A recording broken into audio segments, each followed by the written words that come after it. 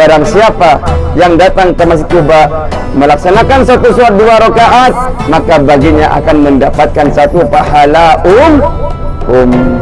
Sebentar lagi para jemaah akan mendapatkan pahala umrah dengan datangnya ke Masjid Quba.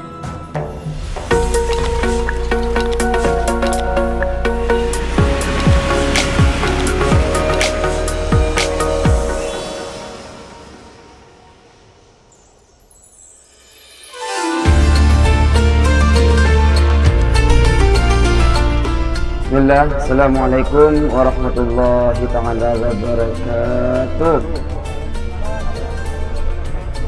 Bismillah, walhamdulillah, wassalatu wassalamu ala rasulillah wa ala alihi wa sahbihi wa mawala. La hawla wa la quwata illa billah, amma ba'du. Mari para jemaah Bapak Ibu, kita awali perjalanan ziarah sekitar kota Madinah. Kita awali dengan pembacaan doa safar.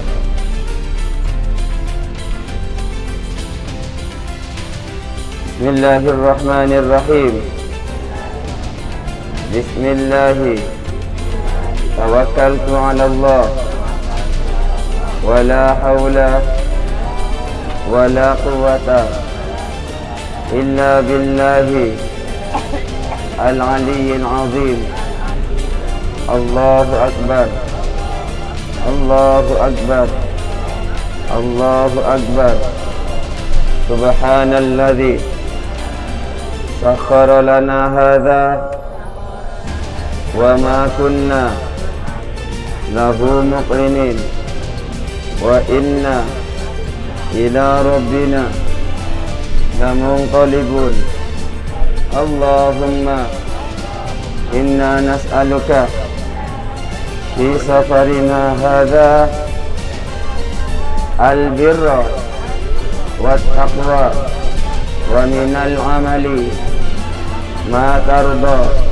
Allahumma hawwin alaina safarana hadha watwi anna bu'dahu. Allahumma anta sahibu fi safari wal khalifatu fil ahli.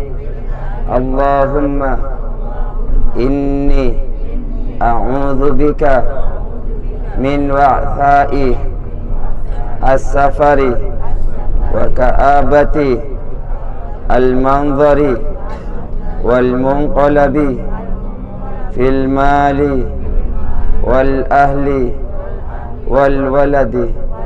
Rabbana atina fid dunya hasanah wa fil akhirati hasanah wa qina adzaban nar. Walhamdulillahi rabbil alamin. Mudah-mudahan dengan pembacaan doa safar, doa perjalanan yang barusan dibaca bersama-sama, perjalanan ziarah Bapak Ibu kita semua di sekitar kota Madinah, mudah-mudahan selalu mendapatkan perlindungan dari Allah Subhanahu wa taala. Amin amin ya rabbal alamin. Syukur alhamdulillah para jemaah Bapak Ibu masih diberikan kesehatan, sehat lahir dan batin. Alhamdulillah para jemaah Bapak Ibu sekalian masih diberikan kuat iman, kuat Islam. Alhamdulillah para jemaah Bapak Ibu sudah semaksimal mungkin ibadah di kota Madinah Nabawi. Alhamdulillah pada pagi ini para jemaah masih diberi kesempatan oleh Allah berkumpul kembali, bermuajah, insyaallah akan dapatilah perjuangan Rasulullah yang ada di sekitar kota Madinah. Yang pertama nanti para jemaah akan dibawa ke Masjid Quba. Bapak Ibu sudah punya wuduk belum? Jangan batal. Halo? Jangan batal, jangan alasan nanti batal. Karena sudah dianjurkan oleh Nabi Muhammad, man tatahhara fi baitihi thumma ata masjid Quba'in fa shalla fihi salatan kana lahu ka ajral umrati. Barang siapa yang keluar dari tempat tinggalnya atau rumahnya dalam keadaan berwudu suci, terus jalan ke Masjid Quba melaksanakan satu sholat 2 rakaat, maka baginya akan mendapatkan satu pahala umroh. Itu anjuran dari Nabi Muhammad sallallahu alaihi wasallam. Sebelah kiri para jemaah Bapak Ibu perhatikan, sebelah kiri diperhatikan ada masjid sebelum jembatan. Ini namanya Masjid Sayyidina Utsman bin Affan. Masjid ini tidak digunakan untuk solat, hanya simbol sejarah saja. Dan sebelah kiri Bapak Ibu, selepas dari jembatan ada satu masjid, satu menara kubah hijau. Sebelah kiri, depan. Ini yang dikenal dengan nama Masjid Bilal bin Rabah. Sayyidina Nabi, Masjid Sayyidina Bilal. Ya sebelah kiri, ntar masih silau ya. Sekarang pas sebelah kiri namanya Masjid Sayyidina Bilal bin Rabah. Kenal Bilal Bapak Ibu? Yang mana ini? Bilal yang mana? Oh, Bilal juga. Kapan ketemunya? Oh, alhamdulillah. Alhamdulillah jemaah Bapak Ibu sekalian, Bilal bin Rabah. Jadi di sini tuh dia bangun masjid, tempat-tempat sejarah yang berhubungan dengan Nabi, sahabat Nabi, dibangun masjid, yaitu dijadikan monumen ya. Tempat sejarah di kota Mekah dan di kota Madinah ini. Alhamdulillah para jemaah Bapak Ibu, ketika pada waktu dulu Nabi Muhammad hijrah dari kota Mekah menuju kota Yathrib, Madinah ini, ketika Islam sudah kuat, ya, zakat sudah dijalankan, solat sudah ditegakkan, halal dan haram sudah dijelaskan. Pada waktu itu belum ada istilah kalimat adzan, belum ada Bapak Ibu sekalian. Jadi Nabi Muhammad ini bingung bagaimana cara manggil orang untuk melaksanakan solat ya. Masa mau diketok per rumah, per pintu, nggak mungkin ya. Maka Rasulullah bermusyawarah dengan para sahabatnya. Tapi musyawarah Nabi Muhammad dengan para sahabat tidak menemukan jawaban. Akhirnya musyawarah itu ditutup Bapak Ibu sekalian. Di malam hari ada sahabat Nabi yang bernama Abdullah bin Zaid. Abdullah bin Zaid ini bermimpi.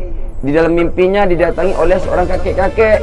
Ditanya, wahai Abdullah mau kemana?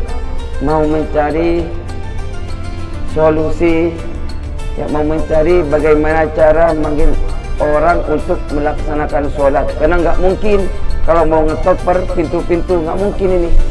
Maka oleh seorang kakek-kakek tersebut, para jemaah Bapak Ibu sekalian, langsung diajarkan kalimat Allahu Akbar, asyhadu an la ilaha illallah ila akhirih. Maka para jemaah Bapak Ibu sekalian, di pagi hari Abdullah bin Zaid ini langsung menemui Nabi, datang kepada Nabi, menceritakan dalam mimpinya, ya Rasulullah, tadi malam aku bermimpi didatangi oleh seorang kakek-kakek, diajarkan kalimat Allahu Akbar, adzan dengan sunyi. Apa jawaban Nabi? Sadaqtah, mimpi kamu benar wahai Abdullah. Maka di antara sekian banyak sahabat Nabi, Nabi Muhammad tahu dan mengetahui siapa orang yang mempunyai suara khas merdu dan nyaring, yaitu Sayyidina Bilal. Maka kata Nabi, ya Abdullah, ajarkan kalimat ini, kalimat adzan kepada Bilal, karena suara Bilal lebih nyaring daripada suara kamu. Maka diajarkan Bapak Ibu oleh Abdullah suara adzan ini kepada Bilal. Ketika sudah hafal, maka Bilal bin Rabah ini Bapak naik ke atas panggung, dan setelah Bilal mengumandangkan kepada adzan, maka seluruh penduduk Madinah ini berhamburan keluar menuju ke suara Sayyidina Bilal. Dari situlah Sayyidina Bilal resmi menjadi tukang adzannya, muadzin Nabi Muhammad selama Nabi Muhammad masih hidup. Jadi Bilal bin Rabah ini seorang budak, orang yang pertama kali iman dari golongan budak, yaitu Bilal bin Rabah.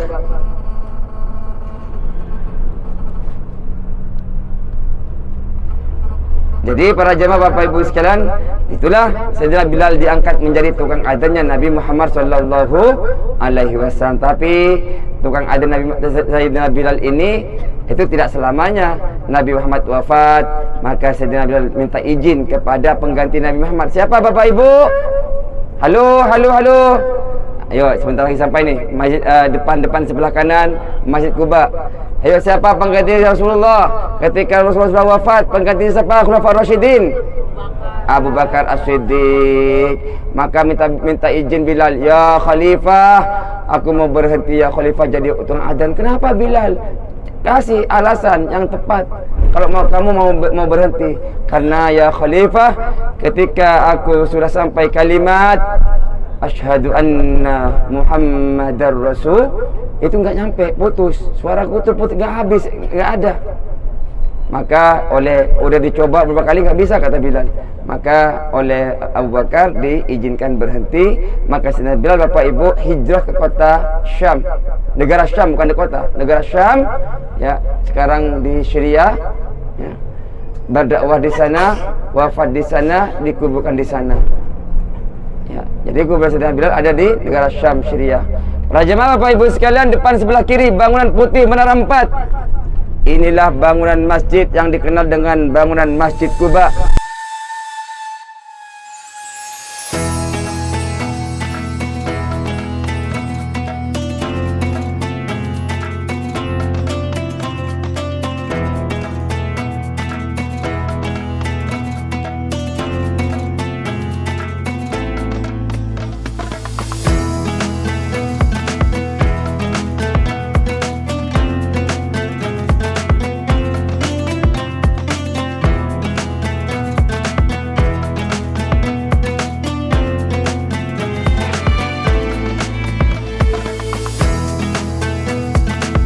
Assalamualaikum warahmatullahi wabarakatuh. Kali ini saya berada di Masjid Quba. Nah, ini adalah situasi dalam perjalanan di Masjid Quba.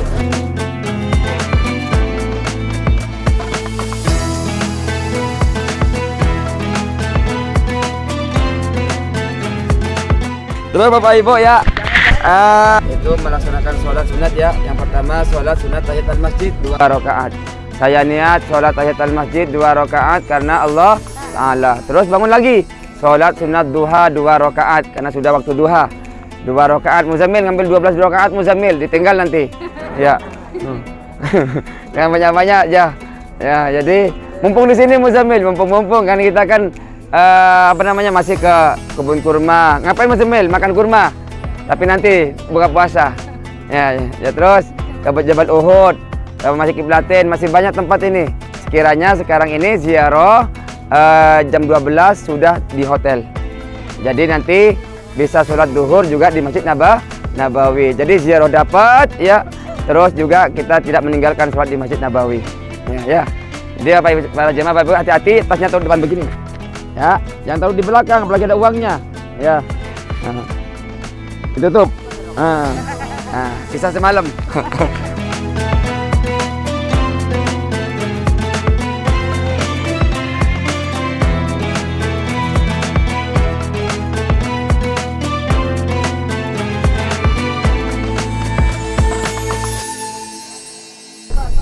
Inilah bangunan masjid yang dikenal dengan bangunan Masjid Quba. Nabi Muhammad tiba dari Mekah ke kota Yathrib Madinah, di perkampungan Quba inilah Nabi Muhammad Bapak Ibu sekalian membangun masjid. La masjidun ussisa 'ala taqwa, bangunan yang dibangun atas dasar takwa yang sekarang dikenal dengan bangunan Masjid Quba. Apa tujuan Muzammil kita dibawa ke Masjid Quba? Yang pertama Bapak Ibu, ini peninggalan Nabi Muhammad. Kita belajar sejarah perjuangan Nabi. Kita dapat tilas perjuangan Nabi. Inilah sisa-sisa sejarah tinggalnya ketika Nabi Muhammad membangun masjid ini. Nabi Muhammad ikut serta dalam pembangunan ini Bapak Ibu sekalian. Jadi ketika Nabi Muhammad sampai ke kota Yathrib Madinah, Nabi Muhammad tidak sibuk, saya mau bangun rumah dulu. Tidak bangun perhotelan, pertokoan, tidak. Tapi yang dibangun bangunan rumah Allah, yang dikenal sekarang bangunan Masjid Quba. Yang pertama, nampak tilas perjuangan Nabi. Di mana bangunan Masjid Quba ini Bapak Ibu sekalian tidak bisa dihilangkan dalam sejarah Islam.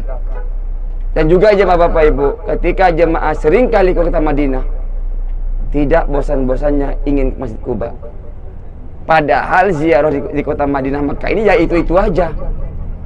Tapi Bapak Ibu sekalian, ya bangunan Masjid Quba ini yaitu bangunan peninggalan Nabi Muhammad SAW.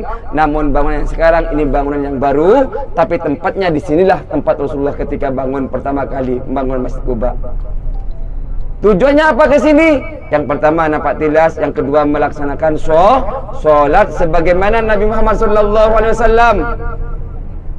Hampir setiap minggu Nabi Muhammad datang dari rumahnya sekitar Masjid Nabawi, jaraknya kurang lebih 3-4 kilo Bapak Ibu. naik onta maupun jalan kaki. Hampir setiap minggu Nabi Muhammad itu keluar dari rumahnya, jalan menuju Masjid Quba, tidak lain ingin melaksanakan sholat di Masjid Quba. Nabi Muhammad saja yang tinggal di Madinah, para jemaah Bapak Ibu, itu setiap minggu datang. Tapi mohon maaf nih ya, ada kalanya jemaah Indonesia yang menyombongkan diri, tapi mereka tidak sadar kalau sombong. Dengan bahasa, Muzammil besok kemana? Besok ke Masjid Quba, Jabal Uhud. Ah, sudah biasa, saya nggak ikut seperti itu. Artinya itu kan menyombongkan diri tapi tidak merasa sombong. Padahal Bapak Ibu, Nabi Muhammad saja yang tinggal di Madinah setiap minggu datang. Lah ini dari Indonesia, datangnya setahun sekali, paling tidak setahun 2 kali. Tapi ketika besok ke Masjid Quba, udah biasa Muzammil, saya nggak ikut, ya siap, nggak ikut, nggak maksa, ya. Artinya Bapak Ibu sekalian, kita kembalikan ke diri kita sendiri. Nabi Muhammad saja yang tinggal di Madinah, Bapak Ibu, hampir setiap minggu datang ke Masjid Quba untuk melaksanakan sholat sunnah. Kenapa? Karena Masjid Quba salah satu keistimewaan di kota Madinah, dan keutamaan sholat di Masjid Quba yang itu yang tadi sudah disebutkan. Barang siapa yang datang ke Masjid Quba melaksanakan satu sholat 2 rakaat, maka baginya akan mendapatkan satu pahala umrah. Sebentar lagi para jemaah akan mendapatkan pahala umrah dengan datangnya ke Masjid Quba.